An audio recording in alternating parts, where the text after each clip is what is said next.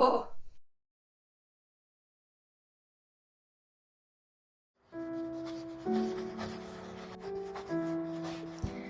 Hello and welcome back to The Last Door, Chapter 2, Memories. I am drinking a cocktail called The Last Word, and it is a Prohibition-era cocktail, so it's a little late for this time period in the game, but Last Door, Last Word, it's also green, and it's spooky. I'll put up a recipe on the screen. I used an absinthe rinse as well. It's just because Lovecraftian ungodly horrors and absinthe seem to go well together. And I think it's a nice touch because the drink is just it's like herbal and sweet, and there's a lot going on. Yeah, it's very tasty. Okay, so let's see. We've got ourselves a stone ornament, a net, a log, and a music box. And we haven't explored upstairs yet, so we should probably do that. I want to talk to her again while we're here. Now that let's see. Okay. Can I talk to the Monsignor? Could I talk to Monsignor? I'm afraid that's impossible. Monsignor has left strict instructions that he not be disturbed, not even by any of the sisters. Did Monsignor already live here? Did you say that Monsignor already lived here when this venue still was a boarding school? Indeed. He still was priest and professor before he became Monsignor and started to lead this place. Okay, so he was a professor before he became Monsignor, so does that mean... Was the opening cutscene what he's in there doing? He's in there flogging himself with the... Yeah, so he's losing his mind the same way that those other professor priests did. Interesting. Do you take care of the patients here? Of course, Mr. DeVitt. We tend to both the physical and spiritual needs of those in our care. Mr. Baldwin. Who is Mr. Baldwin? Monsignor instructed me to take him on as caretaker. Many of the sisters find him a bit strange, but he performs his work well and complains little. So it was at the Monsignor's bequest. Do you think maybe he used to be a student? Have there been many deaths lately? Mother Elizabeth, Mr. Baldwin told me that lately a lot of patients are dying. What is happening? Sadly, the Lord is taking many of these unfortunate souls. Well, that's a non-answer. Thank you, Mother. I leave you with your duties. This painting holds a visage of judgment, but yet compassion. Okay, let's go upstairs. A dusty old tapestry of the Virgin Mary with baby Jesus in her arms. Can I take a candle? No. Okay, what's up here?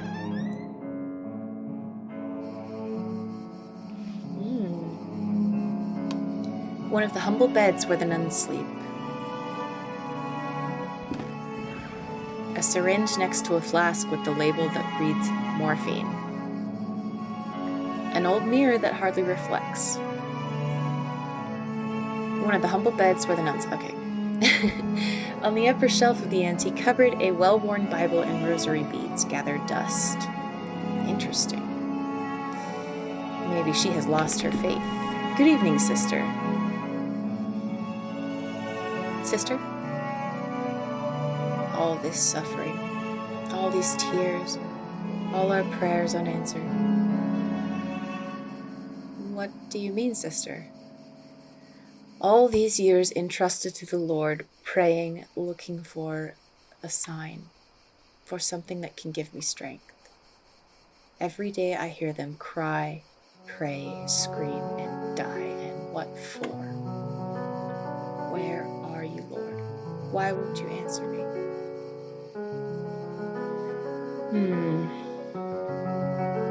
I mean, that's cliches. I'm not going to say that to a nun. Maybe there is no Lord, sister. What should we do then? What is our purpose for living? I can't go on. Not like this. Excuse me, sir. That's sad. Do you want a music box? Don't do anything rash, sister. I don't want to leave you with that morphine. A worn out and faded tapestry of Jesus Christ. I like the pixel Jesus. Well, this has definitely got a secret door behind it. Another tapestry, though I remember from my school days the student dormitory was here. Yeah, I'd say so. Can we rip it down? The stone ornament is not sharp enough to help me cut this. Okay, we need a knife. What's in here? Ooh, this is creepy. The old rusty pipe communicates with other areas in the house. A broken mirror. There is a protruding piece. Oh! Take it. Mirror. Okay, so I can use that to cut down the tapestry. Just a couple of old towels. The showers. Old, rusty, and poorly maintained. The tap of the shower. There is a puddle in the shower hole with something shining under the grating. I cannot see it properly. Can you turn it off? If I open the tap, the shiny object could be carried away by the stream of water. Oh.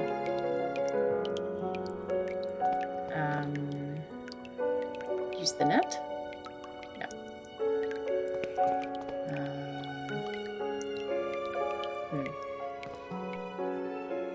Well, let's cut open the tapestry. The mirror chunk is sharp, but too weak to cut the tapestry. It might break. We'll do it gingerly then. Can I put it in the mirror is too thick to pin it in the wood, and also it seems fragile. I could break it if I force it. Okay. I'm not sure what to do then. We need some other way. Still needs to distract her. Among the baggages, I can see a packet of letters bound by twine. Oh.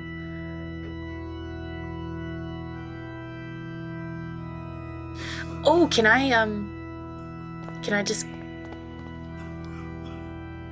My letters. All the letters I wrote to dear Juliet. You never posted them. But why, Mary? Why would you do such a thing? How could you be so cruel?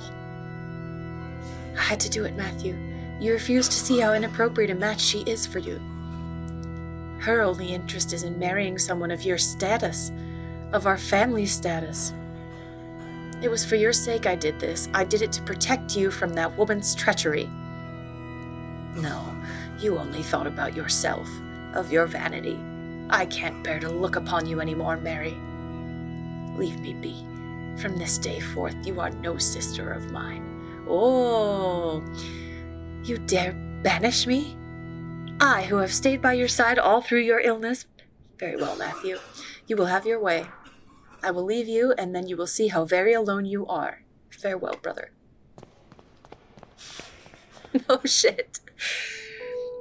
Thanks be to the Lord that you have come to reveal my sister's cruelty, sir. Please, take this coin as a token of my appreciation. It is my lucky coin, though I hope it serve you better than it has myself. Well, it doesn't seem that lucky. Oh, that's so sad.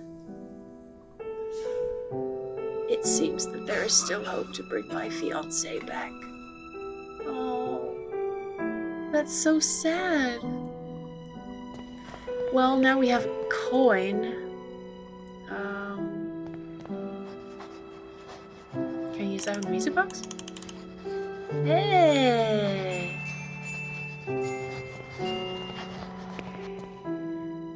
Oh, maybe if we play it for the nun, she will be happy and not want to kill herself.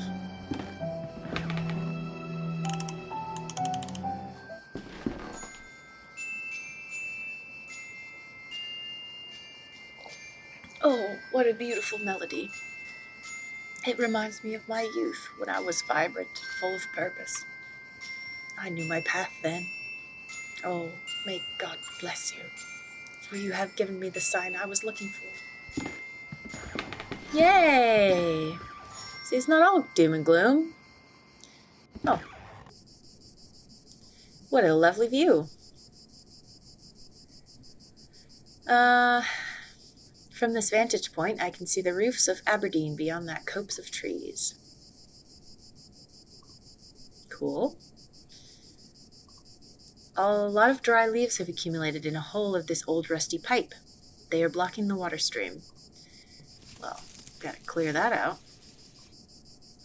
The hole has very sharp and rusty edges. If I try to put my hand in, I could cut myself.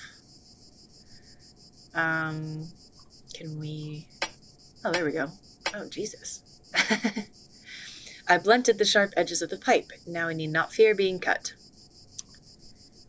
There is nothing now to impede the water stream. Oh, so, okay.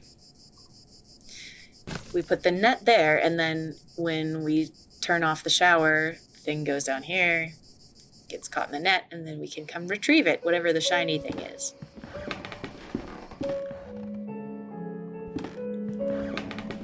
Making progress. The creaky floors in all of these places. Okay, we'll wash it down.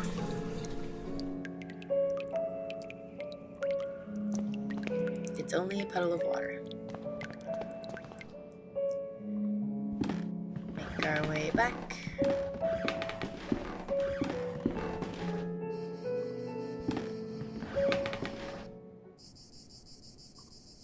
The net has caught the shiny object. It is a teardrop.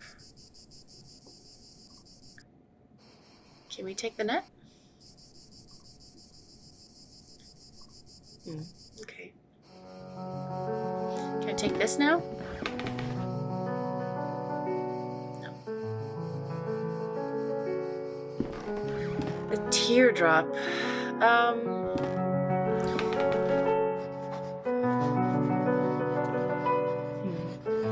It is a glass tear, probably once belonging to a piece of jewelry. Wait, can I use that to cut the tapestry?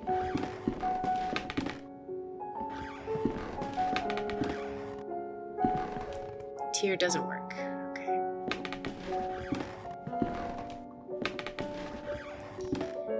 Well,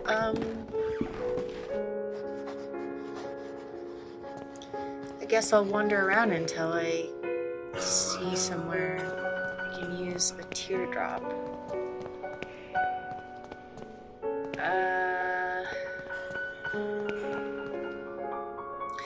Well, there's this statue, a gloomy statue. Can we use the statue?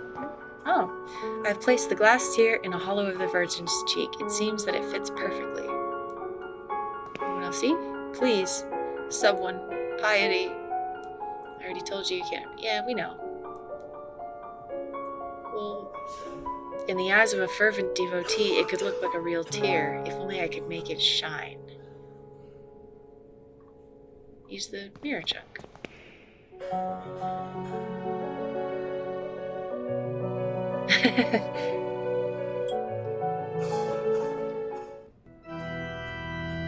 Oh, our mother is crying. Oh my lord, what does it mean? What have I done? What have we done? Gotta go.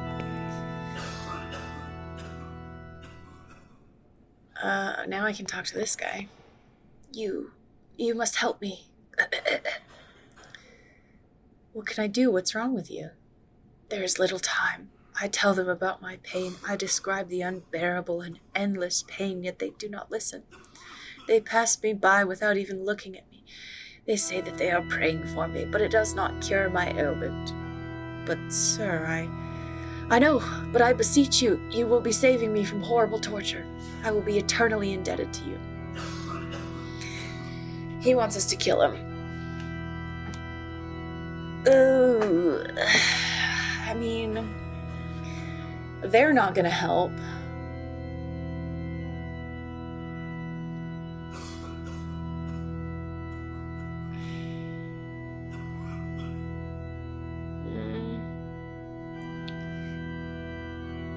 I mean, okay, I will, however difficult this would be for me. I understand. Your request is terribly hard for me. I guess I could find the courage to help you. I understand the magnitude of what I am asking. God bless you, sir. I do not know how I can show my gratitude. What I need you to do is, without the nuns noticing, to try to get an amount of morphine enough so that I can be embraced by the deepest of dreams and in that way stop the rhythm of my heart. Well, I happen to know where some handy-dandy morphine is.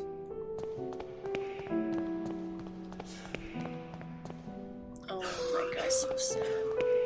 How do I contact Juliet for him?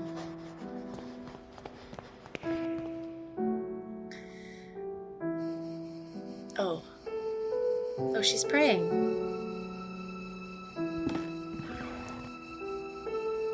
Yoink.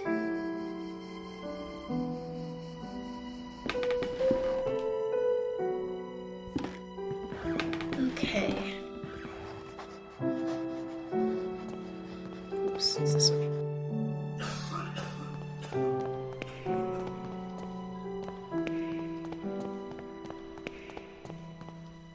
What? There's a note on the bed. Oh my god. Baldwin lies, Baldwin lies, Baldwin lies. What the fuck? Did he just get offed because... What the fuck?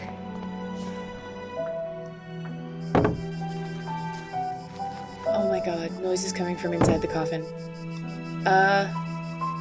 Help him. The log is too soft. Use the syringe? How do I get him out? The cord is too thick to lever the nails out of the coffin. Well, one thing's too soft, one thing's not soft enough.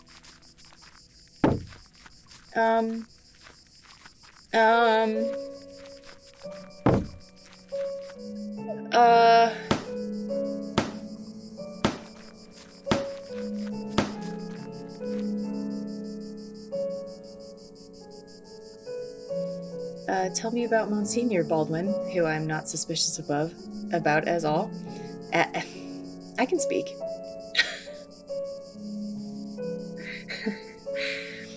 Tell me about Monsignor. I cannot rightly say. After all these years, I have never seen the man. Who knows? Maybe he does not exist. But Mother Elizabeth told me that the Monsignor specifically requested her to hire you by letter. I'm flattered. My reputation precedes me, but I still cannot tell you anything more about the man.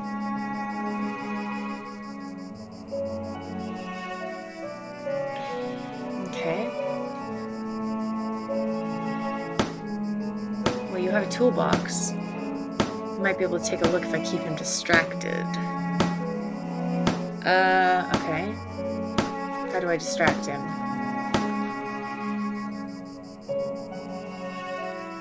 Tell me about this place. Well, the construction of this building was ordered by an Episcopal Bishop of Aberdeen in 1805. Tell me about Mother Elizabeth. She is pretty strict, I can tell you that much, Mr. DeWitt. Do not think she likes me very much either. Tell me about Aberdeen. It was the place where I was born and raised, one of the biggest cities in Scotland. If you look there, north, towards, you'll see King's Chapel Tower. It is the highest point of the city. Oi, you seem a bit distracted, Mr. DeWitt. Oh, that's it. Oh, do not worry about it. Yeah, I'm not going to do a Scottish accent. It's not happening.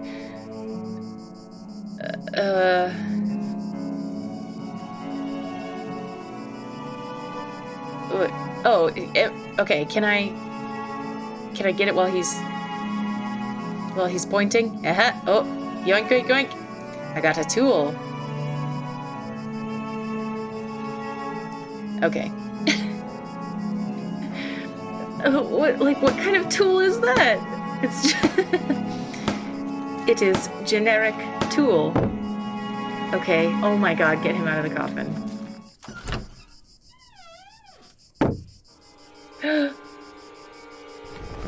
Ah! The darkness of his eye. His body is petrified. He has a look of sheer terror in his eyes. Oh my god. Oh my god, but what has happened? Talk to me. Mother Elizabeth is trying to make him come to his senses. I have no fucking clue what to even do. Oh, but she's distracted now. Wait. Let's go back in. Maybe now we can get into the Monsignor. What does she have on her desk? These are the papers on which Mother Elizabeth was working. What do they say? William Neelands, November 13th, 1891. Cause of death, cachexia?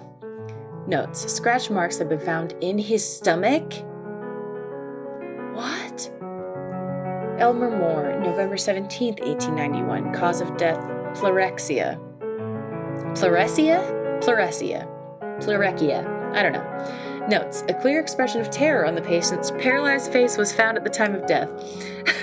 Evelyn Benzie, November 20th, 1891. Cause of death, marasmo. Notes, we found the patient dead, emaciated, and paleness in the body. Jesus. Theodore Hading, November 23rd, 1891. Cause of death, typhoid fever. Notes, the patient suffered severe hallucinations minutes before death, screamed and shook until the opiates started to take effect. Lena Ashdown, November 27th, 1891. Cause of death, osteoarticular tuberculosis. Notes, during the autopsy we found some strange black marks on his fingers.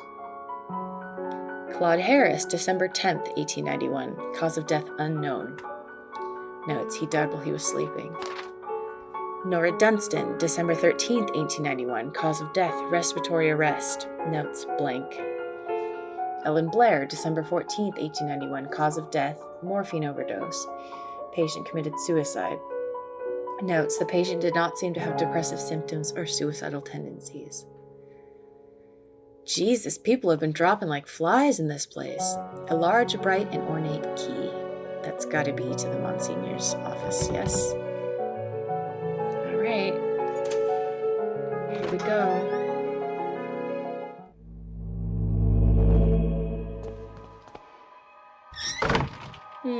Are we having a flashback?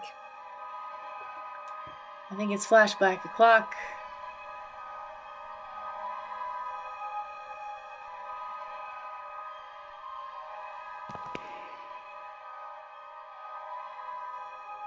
Don't look into his eyes.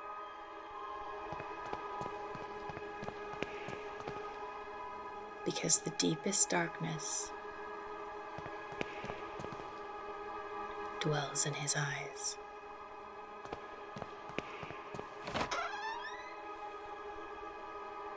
Come in, my son. Did you think you could hide these books from me? They are just classic philosophy books, Father. Plato and Aristotle. Silence! Instruments of falsehood, you mean. Fallacies coming from the snake. Now, son, get on your knees and raise your arms. Apologize to the Lord. Pray to the Lord. Malum in se? It is Latin, malum in se, evil in itself. A strange eye-shaped symbol. Oh, we're back in present day now. Oh my god.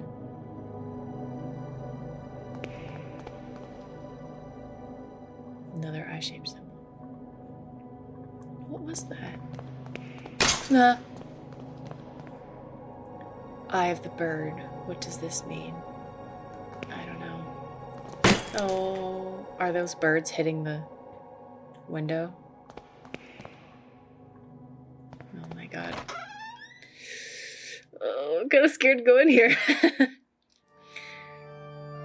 Lord, your eyes burn me. I don't deserve mercy nor forgiveness. Oh Lord, have mercy on my soul. Who are you sending me? Is death to whom you are handing me over? Has my hourglass already run out of sand? Father Ernest? Ernest? It's been many years since I last heard that name. Oh, I see. Father, I'm here to be able to remember. You have to help me, I beg you. Please, entreaties, petitions, praying, torment, exemption. Past time brings us just misfortune and pain. Father Ernest, I was one of your students. One of my old students, you say. It's only the Lord who teaches us. We all must follow his ordinances and disciplines. Get closer, son. Come pray next to me. Okay. Here we are, praying. The makeshift altar is coated in a dense layer of wax.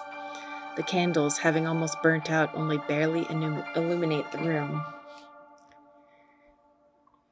A creepy image of Christ crucified. Inexplicably, it has a dark cloth covering its head. He has a large burn covering his eyes. He's completely blind. Despite his decrepitude, extreme thinness, and paleness, I can still recognize Father Ernest. But he seems far away, like in another world.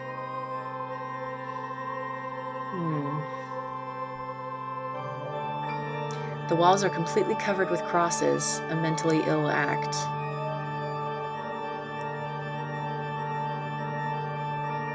Glory be to the Father, and the Son, and to the Holy Spirit, as it was in the beginning, is now, and ever shall be. Now, my son, tell the Lord which one is his voice, the sharp sword, the wise quill, or the delicate petal.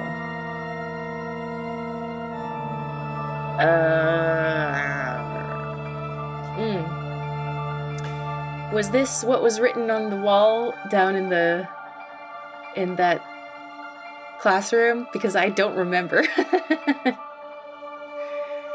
I kind of want to say delicate quill.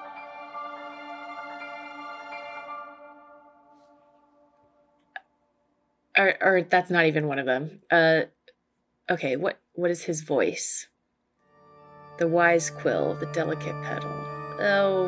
Let's go with the delicate petal. No, you're enveloped by sin. Oh God, okay.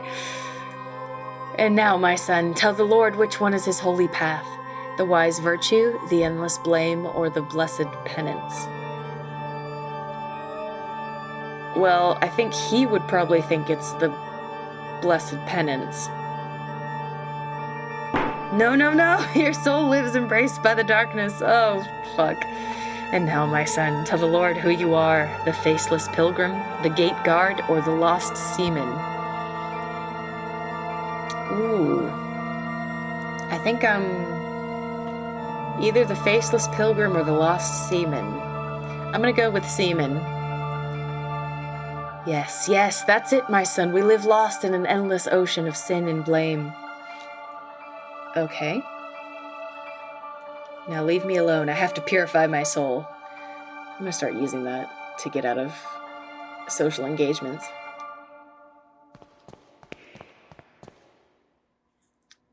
But there's stuff in there, though. Can I go back inside? Okay, yeah, he can't see me. An old razor blade stained with blood. Ooh! I want this as well. Murmur. Oh my God.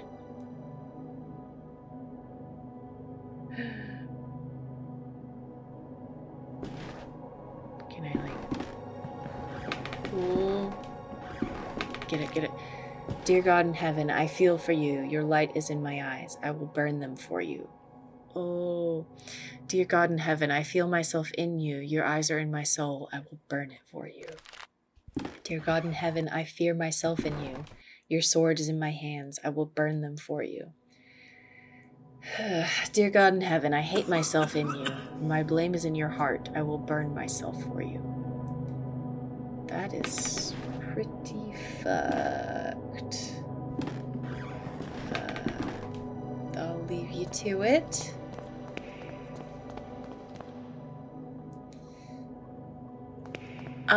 So he's gone mad, and burned out his own eyes.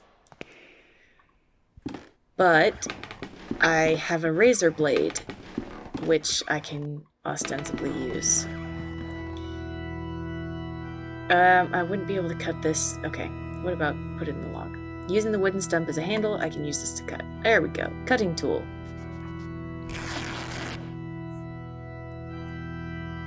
Here we go. Oh, it was flashback time.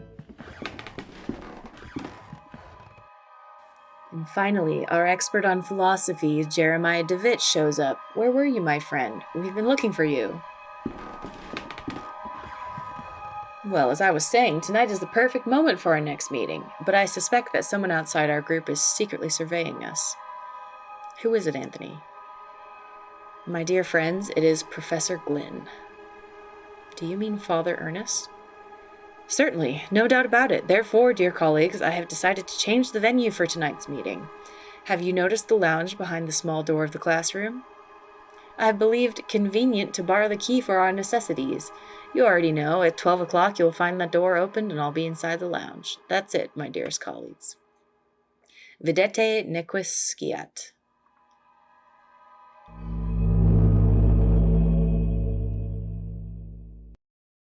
I don't know if that's how you pronounce that. I remember that in this furniture we used to keep some of our personal belongings. Now it's empty.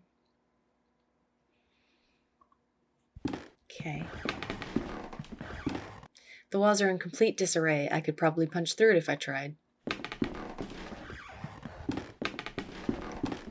I remember that this is the bed where I used to sleep when I was a student here. A dusty mirror. Oh, can we have a little lie down? Yeah, let's take a nap. This has been a lot.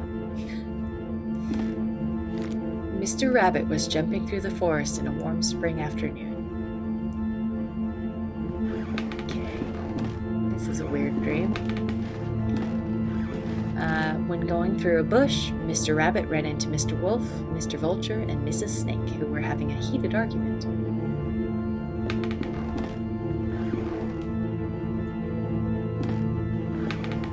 Mr. Rabbit, curious, asked them, "Dearest, why are you arguing in this beautiful and cheerful spring afternoon?" Ooh, this is like Otherworld. Mr. Wolf answered politely, "What we are trying to decide here is who of us will have the pleasure to eat you up."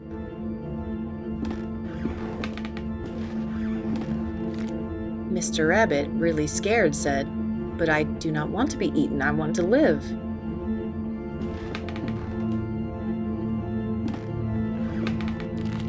To which Mrs. Snake answered, smiling, "That is impossible to happen, Mr. Rabbit, since we all, both you and us, are going to die sooner or later. Don't you think so?"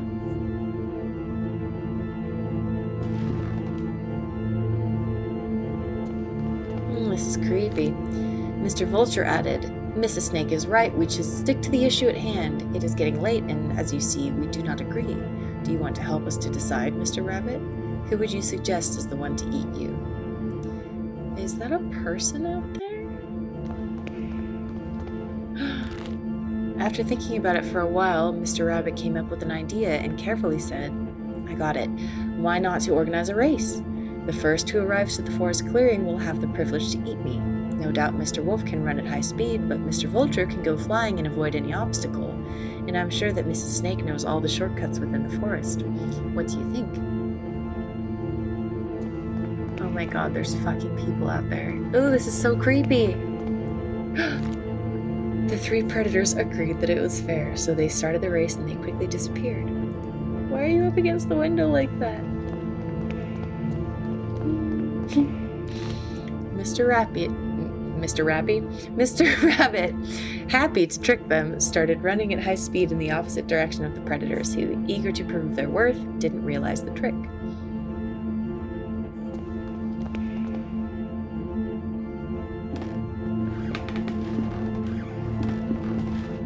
Mr. Rabbit was far away from there, and he finally felt safe, happy, and proud of his cunning, but suddenly there was a loud bang.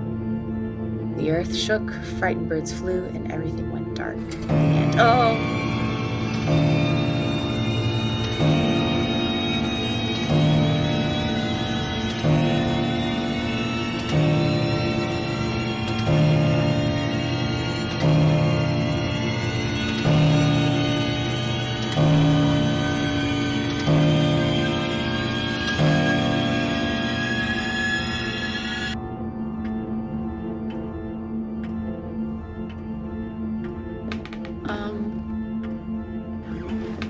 Oh, they're watching me. An impossible love. There is something I kept to myself for a long time. And the thing is that I love you. I've always loved you. Since the first time I saw you, since the first time I felt your frozen hand. Each time I move away from you, I miss your glassy, empty, dead eyes. I miss your rough hair, your grayish skin, your stench. But our love just cannot be. It is an impossible love. The end.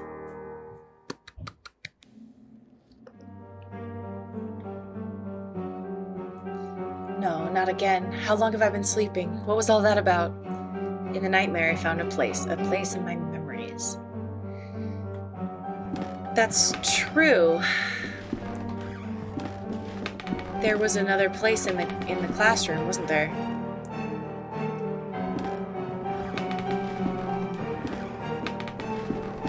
Oh, this is very tense.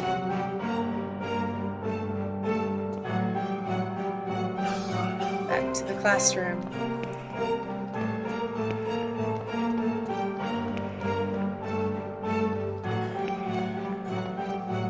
Oh wait, it's in here. It's back through here. In my disturbing night where I was brought to this spot. Oh my god, it's the trapdoor I saw in my nightmare. From here sprouts a horrible stench. There is something down there. Oh. Did you see? Did you see? It was there, just in front of me. That thing, it was screaming. He shakes uncontrollably, his body racked with pain, and there is only one way to end his suffering. Oh, do it then. Give us morphine.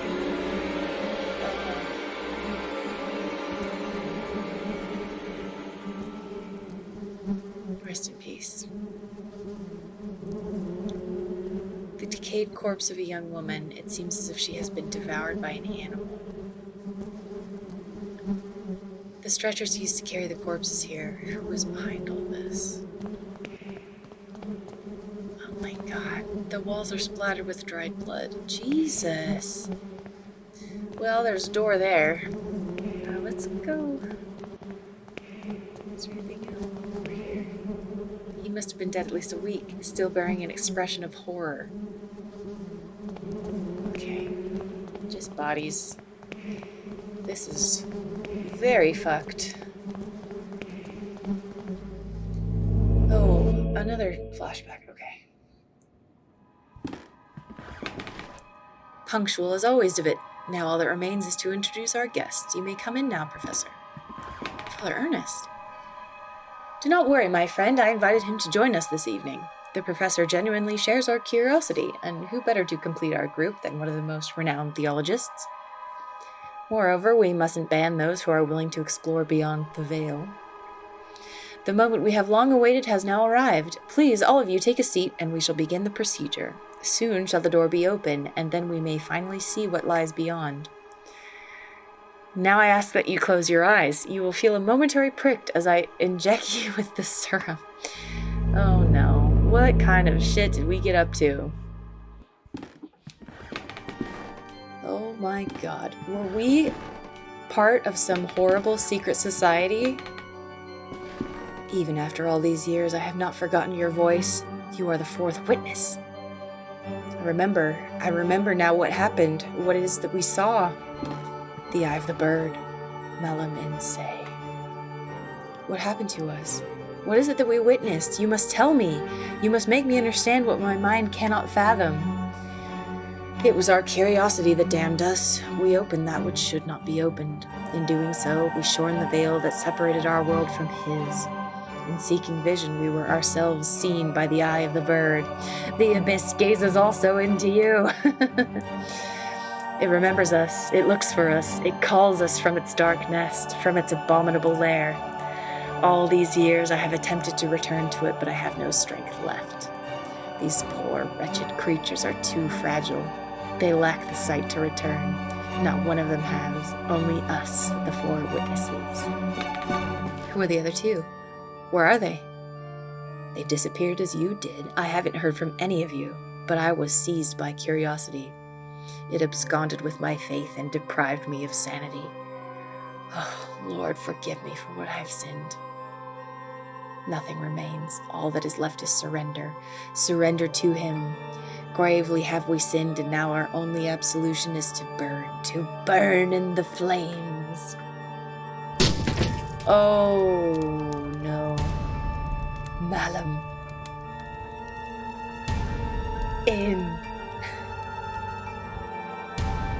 Say.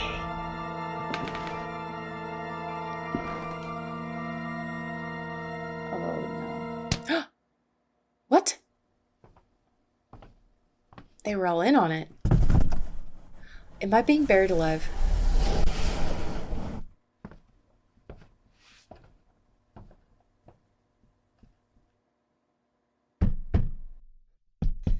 I sure am.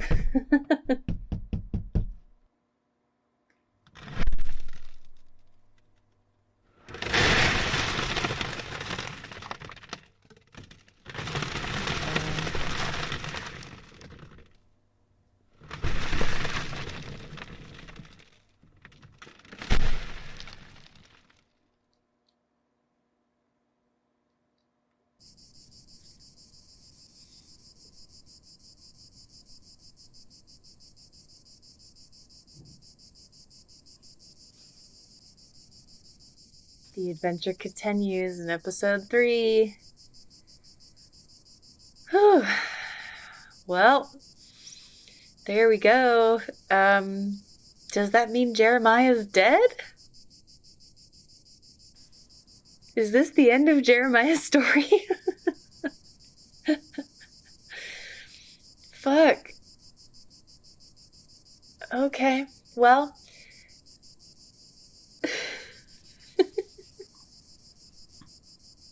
That was pretty fucked up.